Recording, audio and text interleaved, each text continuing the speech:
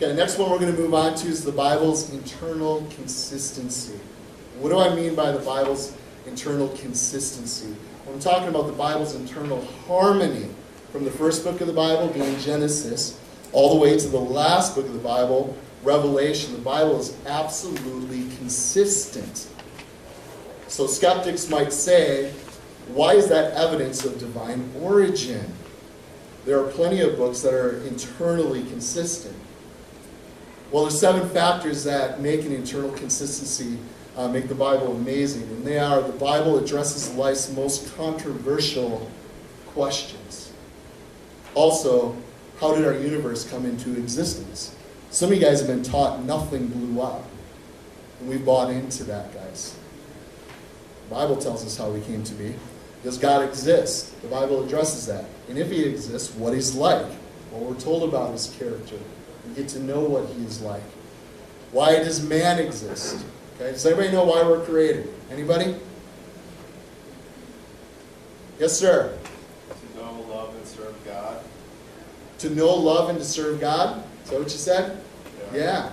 We're here to glorify God and to enjoy him. You ask a lot of people, why are you created? People don't know.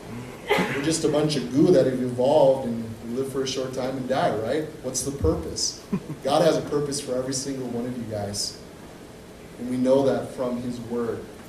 Also, why is there evil and suffering in the world today? A lot of people look at that. Well, the Bible addresses that. What happens to me after I die? We're told in the scriptures that eternity is written in our hearts. Okay? Even if you don't believe in God, you know that you go on after this life. There is something in us that we just know. Well, the Bible, explains that. Also, the Bible is a collection of 66 different documents. It's not just one book. It's 66 different books. There's 39 in the Old Testament, 27 in the New. And the Bible is written by approximately 40 different guys. So, the Bible and the authors that came from different educational and cultural backgrounds, and they all say the same thing. There's that consistency there. Peter was a fisherman. We had Paul, a scholar. Daniel was prime minister. Asaph was a musician. Matthew was a tax collector. David was a shepherd and then became king of Israel. Luke was a historian and a medical doctor. Would you guys say those are pretty different radical backgrounds?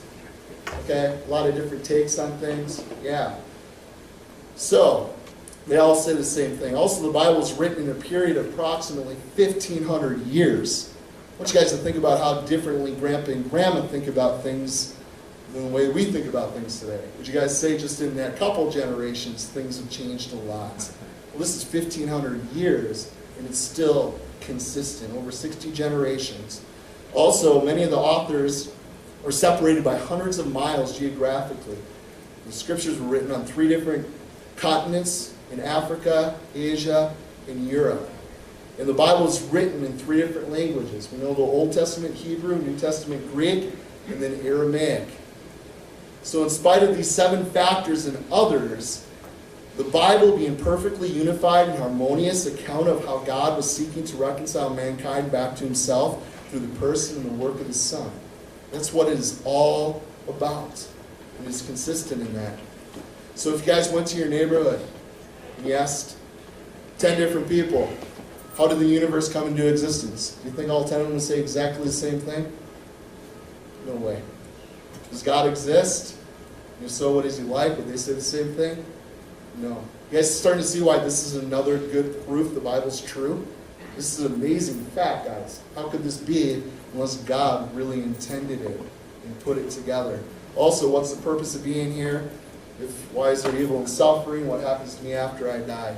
So the Bible's internal consistency is another huge reason we know the scriptures are trustworthy.